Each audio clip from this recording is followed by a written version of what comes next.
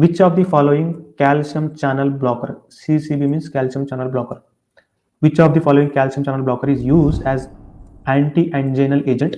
Actually, calcium channel blockers are used in hypertension as well as in the angina, and they are also used sometimes in some cardiovascular disorders.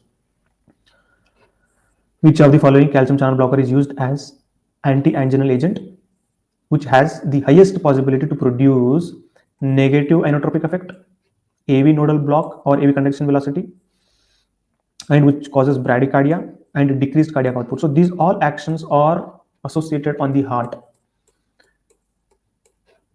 And the drug which causes constipation, edema, and is contraindicated in sick sinus syndrome. So among all these drugs, which drug shows negative inotropic effect, AV nodal block, bradycardia, decreased cardiac output, constipation, edema, and which is contraindicated in sick sinus syndrome is the question.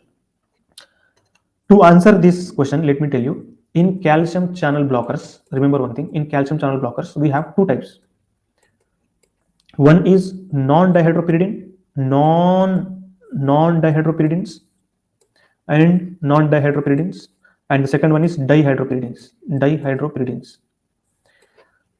Non-dihydropyridines will act on heart, remember this point, and dihydropyridines will act on blood vessels.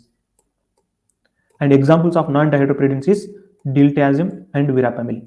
And the drugs from dihydropyridines are nifedipine, amlodipine, felodipine. We have all dipines. All dipines are dihydropyridines which will act on blood vessels.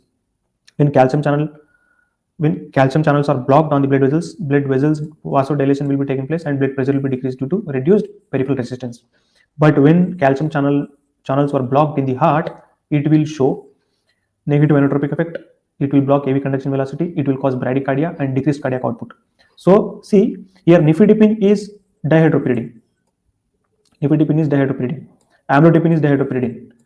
Nifedipine acts on blood vessels. Amlodipine acts on blood vessels.